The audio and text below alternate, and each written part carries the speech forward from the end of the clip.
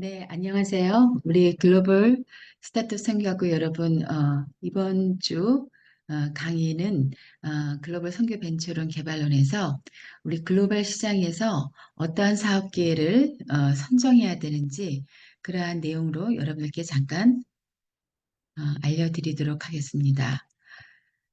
네, 오늘 그 주제는 글로벌 비즈니스 창업 또는 그러한 해외 마켓을 에서 우리의 비즈니스를 실천할 때 그 실행할 때 고려될 여러 가지 요소들 중에서 가장 중요한 것이 거기에 사업 기회가 있는가에 대한 그러한 여지를 살펴보는 것이라 하겠습니다.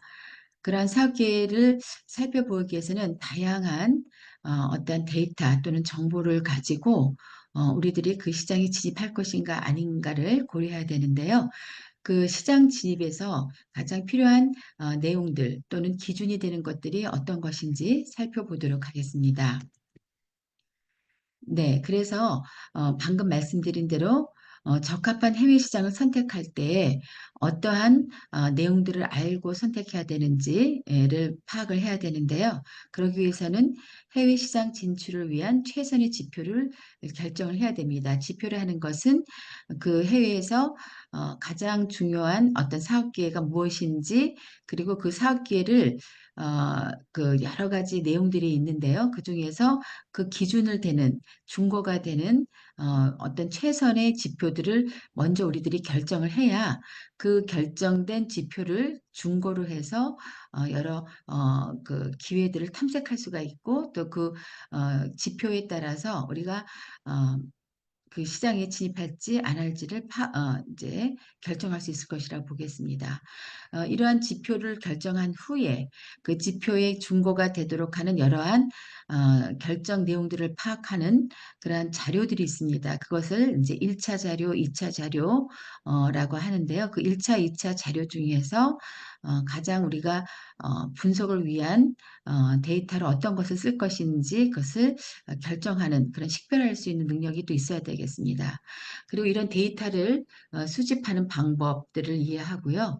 그 수집된 데이터를 통해서 우리가 가지고 있는 강점, 약점을 평가하고 또 거기에서 경쟁력 있는 어떤 포지셔닝을 저희가 구축해서 거기에 따른 전략을 또 우리가 세울 수 있어야 되겠습니다. 그래서 해외 시장 선택을 위한 지표를 결정하고 그 지표에 따라서 파악할 수 있는 자료들을 우리가 수집을 하고 그러한 지표에 의해서 수집된 자료에 의해서 결정된 어떤 그 강점이나 약점, 우리가 약점을 이겨낼 수 있는 전략 무엇일지, 그리고 그런 전략들을 잘 실천할 수 있는 구체적인 우리의 위치, 포지셔닝은 어떻게 해야 될지를 우리가 이제 이 시간을 통해서 배울 수 있겠습니다.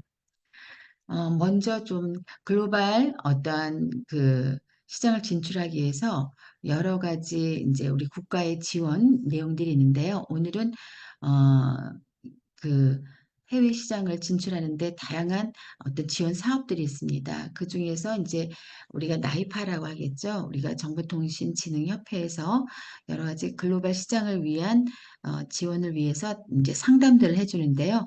그 상담들 통해서 진출한 어떤 성공 사례를 먼저 좀 말씀드리도록 하겠습니다. 이와 같이 우리나라에서는 다양한 그 해외 진출을 위한 프로그램들이 있습니다. 잠시 뒤에 설명드릴 텐데요.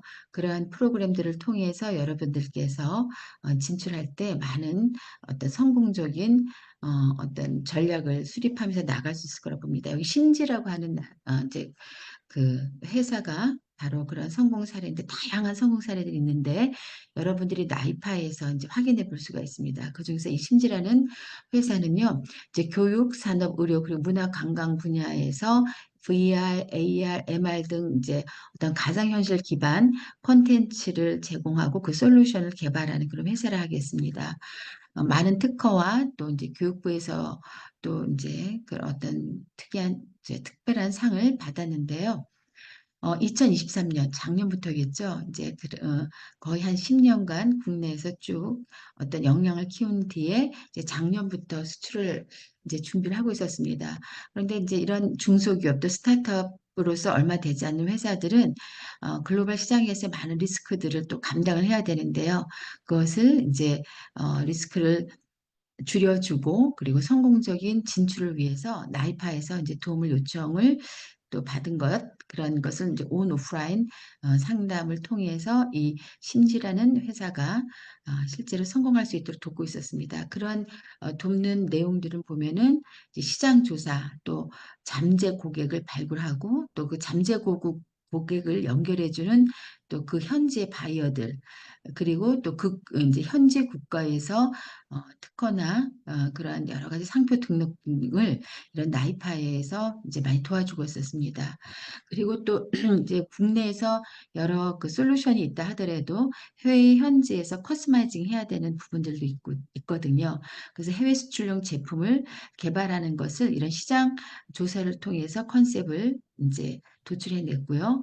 그리고 또 특별히 이제 중장비 시뮬레이터가 이제 어떤 원활한 이제 수출할 수 있도록 하는 수출용 하드웨어 모델을 개발하는데도 이제 도와주고 또 그런 소프트웨어를 영문화하는 대로 많은 이제 지원을 해주고 있다는 것을 알 수가 있었습니다. 그래서 해외 홍보 그리고 영문 홈페이지 카탈로그 제작 등에서도 이제 우리 국가가 지원을 해주고 있다는 것 여러분들이 염두에 주시면 좋겠고요. 또 특별히 이제 유튜브는 이제 전 세계 시장을 저희가 접근 가능하기 때문에 또 제품 홍보 영상을 통해서 이제 2023년 9월 얼마 되지 않았네요. 그러한 시뮬레이터 첫 이제 수출을 달성했다고 합니다. 이렇게 다양한 이제 그 지원 프로그램도 있습니다.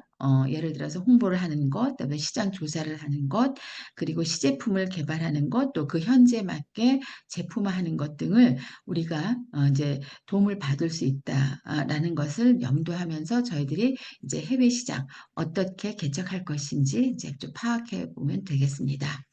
먼저 이제 우리가 글로벌 시장, 해외 시장을 선택할 때 여러 고려 사항이 있는데요. 왜냐하면은 그런 잠재 시장이나 잠재 국가에는 그 시장 진입할 때에 다양한 이제 그 여러 현안들이 있습니다. 그리고 그 현안에 따라서 진입 전략들도 각각 달라지기 때문에요. 우리들이 이제 먼저 그 해외 국가에 진입할 때 여러 고려 또는 생각해야 될 요소들이 있습니다. 한번 살펴볼까요? 이러한 이제 우리가 그 제품이나 서비스를 가지고 어느 시장을 진출할 때 반드시 글로벌 시장에 진출해야 되는가 그런 것부터도 원초적인 질문이겠죠. 그런 것들도 이제 먼저 생각하고요. 또 한 국가를 할 것인가, 여러 국가 할 것인가, 또 국내 시장을 먼저 어, 타겟팅을 할 것인가, 아니면 애초에 처음부터 해외 시장을 타겟팅을 할 것인가 그런 것들도 생각해 봐야 된다라는 거죠. 그리고 가능한 가장 큰 시장을 선택하는 것이 좋을지 아니면 작더라도 어떤 니치 마켓을 먼저 고려할 것인지 그리고 이런 것들은 다 우리 사업 내용과 아이템과 또 이제 회사가 갖고 있는 비전이나 미션에 다 맞아야 되겠죠. 그래서 한 회사가 갖고 있는 비전이나 미션에 따라서 이러한 질문들이 이제 적용될 때 여러 전략들은 다 상이하게 나올 것 같습니다. 그리고 이제 탐색하기 더 쉬운 시장이 있는지, 그리고 발전하고 있는 시장보다 또는 이미 발전된 해외 시장에 진입하는 것이 좋을 것인지, 그러니까 그야말로 디벨롭트 국가에 진입을 할 것인지 선진국 이미 이제 개발이 끝난 선진국이 먼저 진입할 것인지도 이제 생각해야 되겠죠. 그러나 또 이제 우리가 미셔널 어떤 그 비전이 있기 때문에 우리가 항상 염두했던 우리보다 어려운 국가들, 그러니까 언디벨롭먼트 피플이 있는 국가로 먼저 가야 될 것인지, 그리고 국가는 항상 이제 우리가 염두에 둔다고 했지만 그 염두한 국가가 주로 어느 지역에 할 것인지 그런 것들도 함께 고려해야 될 요소라고 생각을 합니다. 그런 이제 최적의 시장을 이제 선정하는데 앞서 말씀드린 그러한 원초적인 질문을 통해서 이제 고려하겠죠. 그래서 이제 그 시장을 이제 결정할 때 선택해야 되는 요소들이 있습니다. 그래서 이제 그런 것들은 먼저 과거 시장에서 또 경쟁 하고 있었던 그런 기업들이 실제로 각 그 해외 시장에서 어떠한 판매 방식을 하고 있는지, 그리고 그 해당 국가에서도 분명히 그 산업군에서의 경쟁적인 포지셔닝, 차별화 요소가 있었을 것입니다. 그런 것들도 함께 평가해 보는 게 필요하고요. 또한 이제 그 지역이나 국가가 가지고 있는 여러 자료나 데이터들이 있습니다. 그런 것을 다 수집해야 되겠죠. 그러니까 그 산업에서 해당 우리 제품이나 서비스에 해당하는 경쟁사, 현지에 있는 기업들, 그들은 어떻게 하고 있는가를 먼저 살펴보고, 또 국가나 그 지역에서 우리가 수집된 자료들은 우리가 다 수집하지 못하잖아요. 그래서 이제 그런 기관을 통해서 체계적인 어떤 과정을 통해서 수집된 데이터들도 저희들이 이제 다 모아야 되겠죠. 그러니까 예를 든다면은 그런 지역도 국가별 있을 거고, 또 유럽 연합과 같이 그다음 국가 모임일 수가 있고요. 중국도 워낙 땅이 크기 때문에 중국의 남동부 또 북서부 이렇게 할 수가 있겠죠. 또 동남아면 동남아라고 하는 국가 모임일 수도 있고, 아니면 해당 국가 하나, 뭐 미얀마 또는 뭐 캄보디아 이런 식으로 이제 저희들이 이제 데이터를 수집할 수 있을 것입니다. 그래서 여기에 그런 이런 데이터를 이제 모아서 시장의 잠재력, 또 얼마나 또 시장에 진입할 수 있는지, 그 진입하는 정도가 쉬운지, 용이한지, 그리고 또 그 해당 국가나 국가 어떤 모음의 지역에서 사업을 수행할 때 용이한 건지 신중히 분석해야 되겠죠. 그리고 방금 말씀드린 그런 자료들은 적어도 3년 동안에 수집되어야 될 내용들입니다. 왜냐하면 또 추세 분석이죠. 그 시간의 흐름에 따라서 어떤 그 시장의 성장, 또 그 산업군이 얼마나 성장하는지, 그리고 제품 서비스가 또 실제로 어떤 그 성장률들도 봐야 되거든요. 그런 것을 보기 위해서는 적어도 3년 동안 수집된 자료여야 되겠다 보겠습니다. 그래서 이렇게 수집된 자료로 시장 잠재력, 진입 용이성, 사업성 용이성 등을 신중히 분석해서 결국에는 사업 전략과 마케팅 전략들을 우리들이 이제 만들어내야 되겠습니다. 이런 글로벌 시장 선택할 때에 접근법이 있는데 최소 한 5가지 접근법으로 구성된 선택 모형이 있습니다. 좀 살펴보도록 하겠습니다. 먼저 적절한 지표를 개발해야 된다. 왜냐하면 그 지표가 나와야 우리가 많은 데이터들을 수집해도 그 데이터에서 선정될 수 있는, 평가될 수 있는 데이터를 저희가 또 모아야 되거든요. 근데 지표가 없이는, 그러니까 우리가 평가하는 기준이 없이는 그 데이터들을 이제 그 모집할 때의 기준이 없습니다. 그래서 적절한 지표를 먼저 개발하고, 그 다음에 그것들이 이제 데이터 수집을 하고, 그 다음에 지표와 데이터 수집된 것을 잘 머징해서 비교 가능한 지표로 또 변환을 해야 됩니다. 이건 또 뒤에 자세히 설명드리도록 하겠습니다. 또 그 각 지표들이 있더라도 중요 정도가 다르기 때문에 적절한 가중치를 설정해서 실제로 비교 분석해서, 그리고 그 순위에 따라서 적절한 시장을 선택하는 이 5가지 프로세스 과정을 통해서 우리들이 이제 해외 시장 진출 기회를 저희가 탐색하고 모색할 수 있겠습니다. 자, 먼저 적절한 지표 개발인데요. 이 적절한 지표는 어떠한 기준, 어떠한 평가 준거를 선정하는가 그런 것인데요. 과거 매출이나 경쟁사를 조사하고, 또 실제로 그 시장에서의 경험, 그리고 글로벌 전문, 또 기업가와 논의를 통해서 지표를 개발하는 거죠. B2B 기업일 경우에는 전체 시장 지표, 또 시장 성장 지표, 제품 지표 등을 이제 고려를 해야 되는 거고요.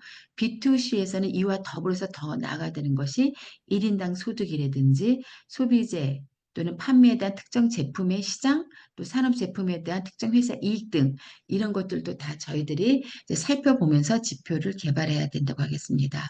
그러니까 예를 든다면, 예를 들어서 의료 어, 부문이다. 그러면 그 의료 부문에서 실제로 그 국가의 의료 정책과 관련된 것들이겠죠. 뭐 병원은 어느 정도 되고, 그리고 그 병원에서의 그 치료 가능했던 환자 또는 질병 이런 것들이 다 알아봐야 될 거겠죠. 죠. 그래서 이제 그런 것들이 이제 또 산업 분야보다도 거시적인 것, 미시적 산업 분야에서도 이제 저희가 선택돼야 할 지표들이 있겠다 보겠습니다. 그래서 시장 성장 측면에서 또 벤처의 그 특정 시장에 대한 성장률뿐만 아니라 전체 국가 성장도 결정해야 된다 이렇게 보겠습니다. 그리고 특정 제품, 그죠? 산업군에서의 기존 시장 수출 또 판매 하는 어떤 매출과 연관된 거겠죠. 그러한 부분, 그리고 관심도 등을 이제 적절한 제품 지표로 설정을 해야 되겠습니다. 그리고 이제 그 데이터를 수집을 해야 되겠는데요. 1차 데이터는 이제 우리들이 어떠한 특정 시장에서의 요구도를 파악하기 위해서 조사되는 것이고요. 2차 데이터는 이미 이제 다른 기관이나 또 이제 그 어떤 연구 등의 연구 관련 기관에서 이제 먼저 조사된 데이터이겠죠. 그래서 1차 데이터, 2차 데이터를 모두 수집을 합니다. 그래서 수집을 하는데 특히 2차 데이터를 수집할 때 이미 만들어진 데이터이겠죠. 여러 데이터들이 많이 있겠죠. 국가 데이터 또 산업군에서의 데이터들이 있을 텐데요. 그때 이제 이 데이터를 수집할 때 고려돼야 할 것은 비교 가능성. 왜냐하면 각 국가마다 다르게 그룹화될 수 있기 때문에 예를 든다면은 뭐 우리가 흔히 뭐 그 국가 총 생산 량이라든지 그런 부분들은 쉽게 이제 그 아마 환율이나 이런 것들이 달러로 될 수도 있겠지만 아닐 수도 있겠거든요. 그러니까 이런 이제 단위나 이런 것들이 이제 동일해야 되지 않겠습니까? 그래서 그런 단위나 이런 것들이 이제 동일하게 되어 있는가 그런 것들이 되어야 비교하기 때문에 그런 비교 가능성이 있고요. 또 가용성. 가용성인 것은 실제로 활용할 수 있는 데이터인가를 볼 수 있는 것입니다. 그래서 이제 경제 발전을 단계를 반영하는 이제 다른 국가보다 훨씬 더 많은 국가에서 데이터들을 보유하고 있는데요. 그렇게 이제 뭐 러시아면 러시아 또 이슬람 국가면 이슬람 국가에서도 때로는 자기 나라의 국가의 홍보를 위해서 조금 좀 뭐랄까 더 음, 이제 실제적인 데이터 이상의 내용들이겠죠. 뭐 예를 들면 우리 북한 특히 아시지 않겠습니까? 국가가 어려운 부분에 있어서도 실제로 해외로 보여주는 데이터들은 조금 더 많은 어, 그 이제 거품이 들어갈 수 있는 데이터들도 있겠죠. 그래서 그런 가용성 있는 데이터든지 분명히 이제 파악해야 되고요. 또 데이터는 또 정확해야 되고 또 이러한 국제적인 2차 데이터들은 또 많이 그 금액들을 받습니다. 그래서 그 데이터 비용들도 감안해가지고 데이터 수집을 해야 되겠다 보겠습니다. 이런 데이터 수집들에 대한 내용들은 인구, 또 국내 총생산, 1인당 소득 같은 그런 인구 통계학적 자료들이 있겠고요. 또 인플레이션율, 그다음에 식자율, 실업률, 그다음에 교육 수준과 같은 생태학적 또 인구 데이터 이런 모든 것들이 이제 수집이 돼야 되겠죠. 근데 이런 것들은 이제 정부 기관 내 웹사이트, 대사관, 해당 국가 정부 사이트, 또 국제 보고서, 또 국가 보고서 그런 이런 그 경제 보고서 등을 통해서 저희들이 다 얻어낼 수가 있겠습니다. 그리고 이제 지표에 대한 가중치를 설정한다고 말씀드렸죠. 예를 들어서 병원 침대를 제조하는 회사가 해외 시장 진출한다. 그러면 병원 수와 병원의 유형, 또 병원과 병상의 연수, 의료에 대한 정부 지출 등 그런 것들이 이제 해외 시장하는데 가장 좋은 이제 국가 지표인데요. 이 중에서도 가중치를 이제 우리가 설정할 수 있겠죠. 이제 전체를 100으로 할 때 0.5를 곱한다든가 1을 곱한다든가 뭐 0.1을 곱한다거나 중요도가 덜했으면 작은 비율을 곱해서 이러한 각각의 지표에서의 이제 점수들을 산출해낼 수 있겠다 보겠습니다. 그리고 그런 결과를 분석해서 가중치를 반영해서 이제 예를 들어서 병상 수가 중요하다 아니면 어떤 질병의 정도가 중요하다. 그죠? 어떤 병원에서의 침대 어, 부분들을 이제 판매할 경우에 병원의 수 또는 질병의 정도에 따라서 여러 가지 중요도를 뒀을 때 항상 먼저 이것이 이제 선정될 때 가정 만약에 그렇다라면 만약에 국가가 의료비를 더 많이 지원해 준다면 그것이 가중치가 되겠죠. 그렇다면 우리는 또 공격적으로 들어가야 되겠죠. 그리고 정부의 어떤 그 국가기관에 협업해서 갈 수 있겠죠. 예, 그런 것들을 이제 가정에서 저희가 시나리오를 기술해서 전략을 세울 수 있겠습니다. 그래서 이제 진입할 시장을 선적하고 또 후속 시장을 추적해서 적절한 진입 전략을 결정을 해야 되겠죠. 네, 이제 한 사례를 말씀드리면 화상의 제공업체, 우리가 이제 이게 중가지 화상의 제공업체 ICU가 글로벌 목표를 정하는데 해당 국가를 이제 중국, 인도, 아일랜드, 독일 이렇게 선정했다고 합니다. 왜 그러냐 봤더니 이제 여러 가지 이제 평가 지표 중에 글로벌 시장 확산 정도를 굉장히 중요하게 여겼던 것 같아요. 그래서 다른 국가로 확장하기 쉬운 그러한 교두부 역할을 하는 국가로서 중국, 인도, 아일랜드, 독일 이렇게 정했다라는 것입니다. 그래서 기술을 통해 다른 국가에서 이제 또 완전히 지원하고 가상 운영을 이제 용이하게 하는 거점이 된다라고 본 거죠. 그래서 이제 독일의 경우에는 독일이 EU 지역을 접근하는데 쉽게 갈 수 있는 그리고 독일을 통해서 접근과 뿐만 아니라 기술 지원도 어느 정도 용이하다 이렇게 판단되었다는 겁니다. 아일랜드 같은 경우에서는 또 미국이 이러한 유사 기업들 를 많이 투자하고 있으므로 그 안에 아일랜드에 이제 기업들이 많으므로 이런 화상 어떤 시스템의 솔루션이 많이 필요하다 이렇게 보고 아일랜드를 또 정했다고 합니다. 아일랜드 여러분들 잘 과연 그럴까 하겠는데요. 저도 2000년 초에 아일랜드를 한번 가보니까요. 오히려 ICT 국가의 허브 기업들이 굉장히 많이 와 있다라는 겁니다. 그다음 이제 MS라든지 IBM이라든지 미국에 있는 그러한 ICT 기업들이 다른 국가가 아니라 아일랜드에 이렇게 정착하고 있다는 걸 알 수가 있었습니다. 그리고 아일랜드를 통해서 전체 유럽을 이렇게 진출하는 그러한 어떤 허브가 되는 국가라는 것을 알게 됐죠. 마찬가지로 이 ICU 글로벌도 그런 의미에서 아일랜드에 또 진출하고 있는 것을 알 수가 있었고요. 중국 또한 이제 워낙 국가가 크니까 그 시장 전체를 이제 접근하기 위해서 중국을 정한 걸로 보고 있습니다. 또 인도에는 어, 이미 ICT 이제 중심 국가이잖아요. 그래서 인도에 들어가면 그 주변에 동남아 국가도 이렇게 진출할 수 있다라는 것을 알 수 있겠습니다. 그러니까 이 ICU 글로벌 같은 경우에도 한 국가를 보는 것이 아니라 전체 시장을 이제 본다는 거죠. 글로벌 시장 전체를 보면서 각각 확산할 수 있는 교두부가 될 수 있는 국가부터 먼저 진입을 하는 거죠. 그러니까 여러분들께서도 이제 우리 해당 여러분들의 기술 제품을 진출하려고 했을 때 한 국가만 한 지역만 보는 것이 아니라 전체 세계 전도를 놓고 그 하나하나의 대륙을 이제 우리가 진출한다는 비전을 가지고 먼저 이렇게 교두부 역할을 할 수 있는 국가가 어딘가 이렇게 보는 것이 이제 중요하겠습니다.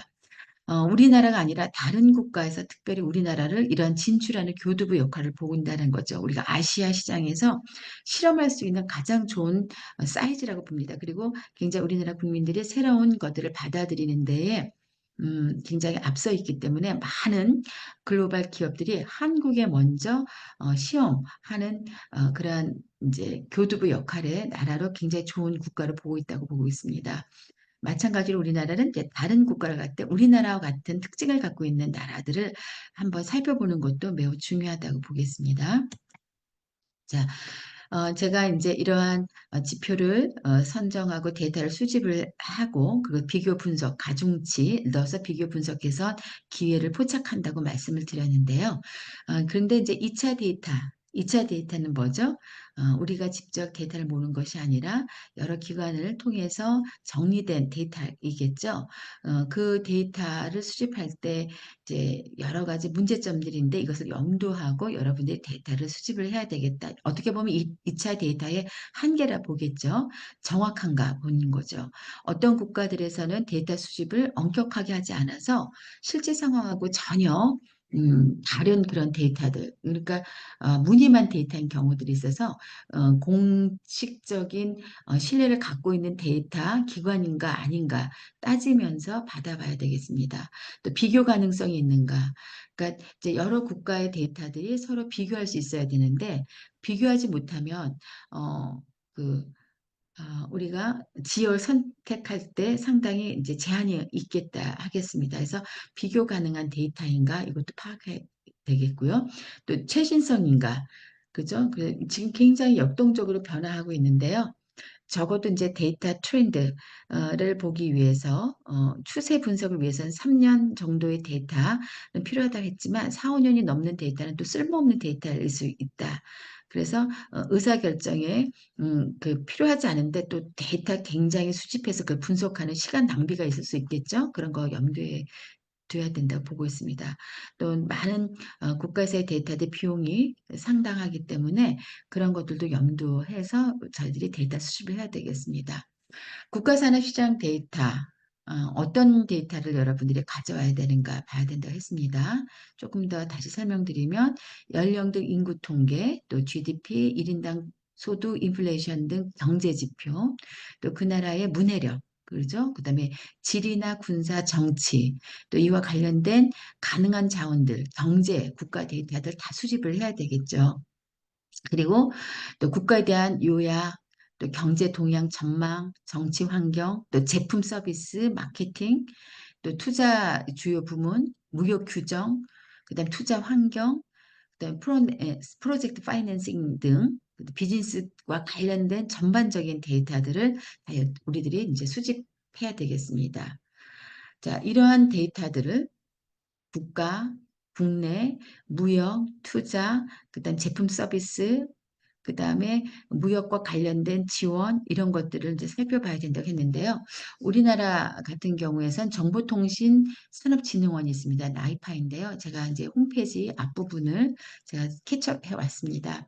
여러분들이 이제 앞으로 이제 기말 과제에서 여러분들의 아이템을 선정하고 그 아이템의 해외 시장 진출 어떤 기회 포착도 여러분들이 한번 이제 조사해서 정리를 해야 되는데요. 이런 사이트에 들어가서 여러분들이 다 파악해 볼 수 있겠습니다. 해외 글로벌 지원 사업이 어떤 것들이 있는지, 그리고 또 각 국가에서의 어떠한 진출 전략을 했는지, 그리고 그 성공 사례들이 있습니다. 그런 것을 보면 여러분들 많은 도움이 되겠죠. 그 외에도 콜트라, 그죠? 대한무역투자진흥공사 엄청 좋은 자료들 많이 있습니다. 그래서 여러분들이 전 세계 국가의 기본 정보를 여기에 다 있다고 보시면 되겠습니다.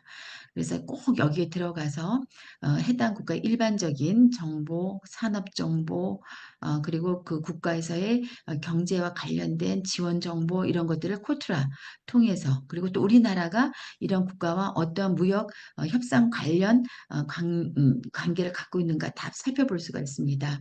그다음에 한국무역협회가 있겠죠. 그리고 한국보건산업진흥원에서도 이러한 여러 가지 이제 보건과 의료 산업에서도 데이터들이 많이 있습니다. 또 한국수출입은행이 있고요. 그다음에 한국무역보험공사 있습니다. 그리고 한국해외인프라 도시개발지원공사가 있고요. 네, 중소기업 중화회가 있습니다. 지금 말씀드린 7개 기관은 여러분들이 꼭 살펴보고 여러분들이 기말 과제를 준비해 주시면 좋겠습니다. 또 이외에도 경제 외교 활용 포털이 있습니다. 많은 자료들이 있는데요. 여기에 보면 해외 시장 진출 정보가 있죠.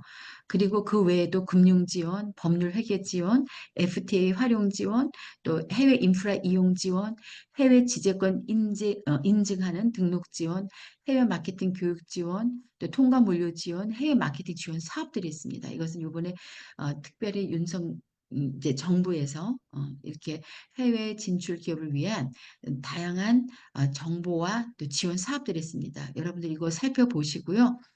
이제 앞으로 벤처 글로벌 시장 진출을 위해서 각각 어떠한 지원이 있는지 미리 보고 준비하시면 좋겠습니다. 자, 국가산업시장 데이터 그 외에도 보면은요, 업계 간행물, 전기 간행물이 있습니다. 우리나라 각 산업별로 그 해당하는 정보를 수집하고 또 협회들이 있습니다. 그 협회들에서도 출판물들이 있습니다. 근데 소들이 있습니다. 그래서 그런 연구소에서 연구된 데이터들을 여러분들이 다 수집할 수가 있겠습니다. 그 특정 시장 및 시장 상황에 대한 보다 현지적인 관점을 또 제공하고 있고요. 그다음에 그런 산업 동향, 또 그다음 무역 박람회에 대한 흥미로운 정보나 통찰력들이 제공되니까요. 여러분들 내 산업 분야에서 어떠한 이제 그 기관과 또 연구소와 협회들이 있는지 파악하고 꼭 그 협회에 들어가서 기관 들어가서 그런 연구 자료 또 연구 보고서 등을 반드시 이제 숙지할 필요가 있겠습니다. 또한 이제 국제 시장과 국내 시장 모두에서 이제 경쟁력 있는 포지셔닝 그죠? 위치를 확보해야 되는데요. 이것은 경쟁사는 어떻게 시장을 이제 진출했는가, 그걸 파악하면 우리가 또 나아갈 어떤 방향성도 볼 수가 있겠습니다. 그래서 각 경쟁 회사의 전략을 파악하는 것이 매우 중요하고요. 또한 그런 그 경쟁사 동향은 신문 기사, 또 그 회사의 웹사이트 홍보, 내지는 이제, 그 어떤 이제 자료들이 많이 올라 있습니다. 그래서 경쟁사 홈페이지 보는 거 굉장히 중요하고요. 경쟁사 카탈로그, 또 그 프로모션, 뉴스 릴리즈, 또 유통업체와 또 고객과 인터뷰, 그런 회사 정보들을 다 검토하는 것 매우 중요하다 하겠습니다. 자, 그래서 이제 우리가 그 경쟁사, 글로벌 시장에서의 경쟁사가 활동했던 동향들을 살펴보면서 우리의 전략들을 거기에서 또 중첩해서 가지 않고 이제 피해서 우리의 경쟁력 또는 차별성을 이제 가지고 들어갈 진입 전략을 세울 수가 있겠죠. 그러기 위해서 이제 각 경쟁사와의 이제 비교 분석을 해야 되는데요. 우리 그 브랜드, 제품, 서비스 전략은 어떠한지, 가격 전략, 유통 전략, 또 프로모션 전략, 각 우리와 또 경쟁사가 갖고 있는 강점, 약점은 무엇인지 이런 것들을 한번 정리하는 표로 이렇게 어, 두어서 한눈에 파악할 수 있도록 하면 좋겠습니다. 자, 그리고 이제 이러한 데이터를 통해서 경쟁사 분석을 하면 우리 회사가 갖고 있는 이제 강점들 또 약점들을 보고서 가장 차별화할 수 있는 포인트, 그 바로 이제 우리가 포지셔닝을 하겠는데요. 그런 시장기를 분석해서 우리가 경쟁력을 가질 수 있는 위치를 파악하는 거 매우 중요하겠습니다. 거기에서는 어떤 이제 시장 기회가 언제 존속 시작하고 어느 기간 동안 계속 어떤 경쟁에 음, 차별적 요소를 가져갈 수 있는가, 그죠? 마냥 할 수 있는 건 아니기 때문에 핵심적인 시장 존속 기회 그런 것들 파악해야 되는 거고요. 그리고 실제로 거기에서 우리가 진입했을 때 그런 그 실제적인 가치, 고객 가치뿐만 아니라 우리 회사가 가져갈 수 있는 가치는 무엇인지 파악해야 되겠죠. 그러니까 결국에는 우리가 어떤 수익과 가치를 창출할 수 있는 기간은 어느 정도인지, 그리고 실제적인 가치는 어느 정도인지, 반면에 우리가 안고 가야만 하는 위험, 그리고 그 위험을 극복했을 때 수익, 이런 여러 요소들을 파악할 수 있어야겠습니다. 그리고 경쟁 환경을 파악하는데 해당 산업에서 그리고 우리가 갖고 있는 이제 강점과 또 우리가 추구하고자 목표, 비전, 미션과 적합하는가 그 여부를 파악하고 시장을 이제 선택해야 된다 보겠습니다. 그래서 이제 기회 본질, 근본 원인을 이해하는 것이 매우 중요하다고 했는데요. 시장에서의 기회가 기술 변화인지 또 시장이 갑자기 그 수요 요구가 커져서 그런 시장의 변화인지 기술 변화인지 또 정부가 이제 이렇게 진입할 수 있도록 하는 그런 기회인지 아니면은 반대로 규제하는 시장인가 그런 것들을 이제 파악해야 된다는 겁니다. 그래서 이런 요소와 또 그에 따른 그 기회로 인해서 시장 규모, 시간 차원이 달라지겠죠. 그래서 그런 것들을 파악해야 된다 보겠습니다. 그래서 시장 규모, 국제 기회, 그런 모든 것들은 이제 위험과 보상 결정하는 데 기본이 되기 때문에 어, 항상 기회 본질, 기술 변화인지 시장 변화인지 정부 규제에 의한 것인지 아니면 어떤 그 해당 산업군에서 경쟁에 의한 것인지 그런 것들을 잘 파악해야 된다 보겠습니다. 그리고 이런 새로운 아이디어는 품질, 실효성 측면에서 경쟁 제품과 비교해야 되겠죠. 아까 말씀드린 그 어떤 어, 레드오션, 경쟁이 치열한 곳에 가는 것이 아니라 비어있는 곳에 우리가 기회가 있기 때문에 그런 것을 파악해야 되겠습니다. 그런 것은 이제 특정 속성, 과 비교함으로써 우리 아이디어가 이제 계속 지속 가능한가 본다는 거죠. 속성이라는 것은 여러 가지가 있겠죠. 어떤 제품의 가치를 결정하는데 구성되는 내용이라 볼 수 있겠는데 예를 들어서 뭐 정교성이라든지 혁신성이라든지 가격 경쟁력이라든지 또 어떤 그 감성적인 부분에서 고객의 어떤 명성적 가치를 준다든지 사회적 가치를 준다든지 그런 속성이겠죠. 그런 기술성, 경제성, 뭐 또는 혁신성 이런 것들이 이제 다른 경쟁사와 비교 분석하면서 우리가 그 틈새 시장을 들어갈 수 있는 요소들을 파악해내는 것이라 보겠습니다. 그리고 아이디어를 정확하게 평가하려면은 시기, 만족도, 대안, 이점 및 또 미래 기대치, 가격 대비 제품 성능, 또 시장 구조 및 규모 등에서 어떤 잠재적 요구 사항들을 정의해야 하겠습니다. 각 요소에 대한 아이디어의 경쟁력 측면에서 또 평가를 해야 되고요. 경쟁 제품과 비교를 통해서 아이디어의 강점과 약점 등을 파악할 수 있어야 되겠습니다. 자, 여기에 그 방금 말씀드린 내용들을 이렇게 정리하는 시트로 여러분들이 이렇게 잘 기술해 놓으면 파악하는 데 굉장히 도움이 되겠습니다. 그러니까 자사와 경쟁사 A나 B 그리고 경쟁사 A와 B와 우리 자사가 갖고 있는 부분에서의 차별적 이점 무엇인지 그걸 통해서 우리가 어떠한 독특한 판매 방법 또는 이제 서비스 전달 방법들을 기재해 둘 수 있겠죠. 그런 것을 도출하는 각 항목들은 이러한 시장에서의 정말 그 수요가 우리를 필요로 하고 있는가, 지속적으로 그 필요가 유지될 수 있는가, 그저 미래 필요인가, 이런 새로운 요구인가 이런 것들을 파악할 수 있어야 되고요. 그런 필요 시기가 왜냐하면 시장 진입할 때 타이밍이 매우 중요하거든요. 그래서 그 타이밍이 정말 이제 때에 이른 것인가, 자주 필요로 하는가, 아니면은 그런 수요 주기가 일정 기간에 있다가 또 어, 이제 잠시 뒤에 또 그 요구하는 것인가겠죠. 그리고 제품의 생애 주기도 파악해야 되겠습니다. 그 다음에 그 욕구를 충족시키는 결정적인 경쟁 요소는 무엇인지 그런 것들이겠죠. 또 인지된 위험으로 고객 유용성, 그 다음에 선호도, 구매 동기, 소비, 그 다음에 가격 대비 성능은 어떠한지, 그 다음에 가격의 안정성이 있는지, 시장의 안정성이 있는지, 시장 규모, 그죠? 잠재적인 시장 성장이라든지 시장 개발 요구사항이라든지 고객 자금 가용성이라든지 이런 모든 것들을 여러분들이 함께 우리 자사가 갖고 있는 역량, 경쟁사 A나 경쟁사 B가 갖고 있는 역량을 비교하면서 우리들이 전략을 수립할 수 있어야 되겠습니다. 또 이제 제품 서비스 가치 결정인데요. 이제 어떤 우리의 노력과 그리고 그 노력 대비 얻을 수 있는 이익 그런 것들을 이제 파악해야 되겠죠. 그래서 현금, 얼마나 연구개발 비용, 마케팅 비용, 장비 비용, 그리고 또 얼마나 신제품 판매에 추가될 비용들이 있는가, 또 매출에 미치는 영향, 그다음에 그런 것들이 어느 정도 회수 가능한 건지, 이익은 얼마나 창출할 수 있는지, 그죠? 그 총회사 이익 비율이라든지 주주 자본 이익률이라든지 현재 가치라든지 이러한 모든 것들을 이제 파악해내야 되겠죠. 그래서 거기에 우리가 얻을 수 있는 가치를 회사가 왜냐하면 그 가치가 커야 그 좋은 시장이다 아니다 파악해낼 수 있기 때문에 이런 제품 서비스 가치를 결정할 때 요소들이겠습니다. 이 요소들을 여러분들이 정리해 볼 수 있어야 되겠습니다.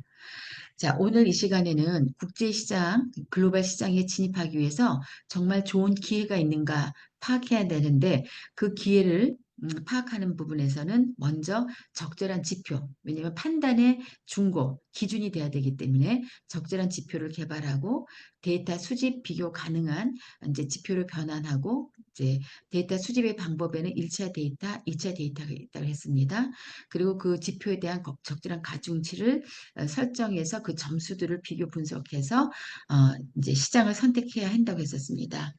자, 이렇게 추세를 이제 파악하려면 이제 최소 3년간의 세부 정보들을 수집하고 분석하고, 그리고 그런 1차, 2차 자료를 통해서 여러분들이 아까 그 항목들 말씀드렸죠. 그 시장에서 가장 진입할 수 있는 존속성이 있는지, 그리고 어떤 경쟁적인 포지셔닝은 어떠한 건지 경쟁사 비교 분석해서 정해야 된다고 하였습니다.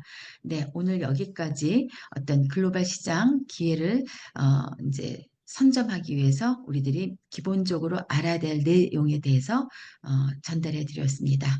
네, 감사합니다.